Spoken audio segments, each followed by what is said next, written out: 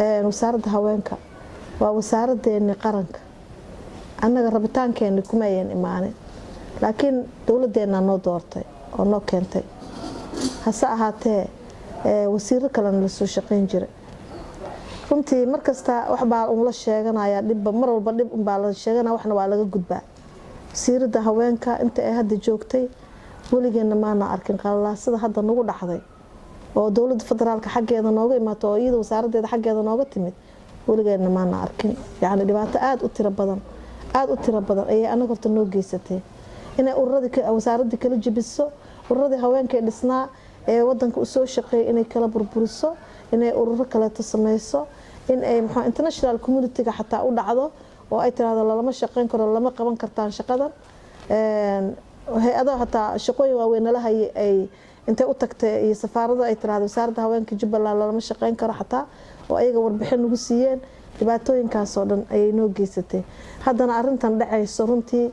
waxba maanan ka ogeyn waxaan ku baraarugnay uun kaliya in wasaaradda haweenka agaasimaheeda in uu soo wacayo dad magaalada jooga oo shacab ah in uu leeyahay gabdha u baahanahay hal ii soo qoro oo wasaaraddu leeyahay waan ogaanay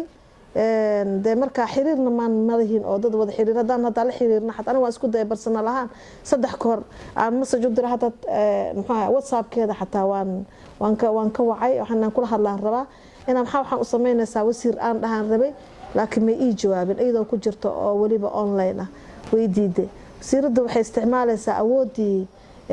haweenka Soomaaliyeed loogu dhiibay ayay iyada kaligeed isticmaalaysaa baawarkaas isticmaalaysaa marka anaga waxba kama ogin arintan waliba waxay nagu sameysay wayna nabtay nabniin bay nagu sameysay runtii oo waxay tiri wasaaradihii maamul goboleedyada dhan way joogaanay tiri marka anaga ma joogno kamid ma nihin naloogama yeerin ururkii haweenka looma yeerin gobolkii looma yeerin degmadii looma yeerin haweenkii shaqeynay looma yeerin anagana wasaarad ahaana mabana laga soo xusinba oo nalooma yeerin waxa laga hadlayo oo meesha la iskugu yimid waa masiirka ummadda Soomaaliyeed ee haweenka ummadda Soomaaliyeed masiirkooda way dadkii laga hadli lahaa waa isteedida ministeradooda way iyada minister way federal bay u tahay dadka ay la shaqeyn lahayd waa wasiirada dhigooda way minister ahaan waxa isku haysana waxa waaye dhaqaalihi loogu talagalay Soomaaliya haweenkeed in lagu hormariyo ma aragno shirarka ay qabanayso lagu ma daro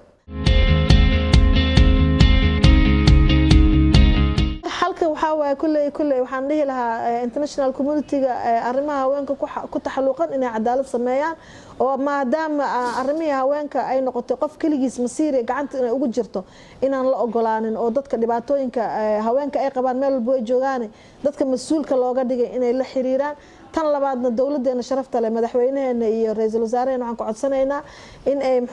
arintan haweenka dhibaatada haysato ama isteeda aato ama kuwa hadda iyaga la joogan ha noqdo aan dhibaatadooda maqlayno aan arkayno in arintaas dib loo fiiriyo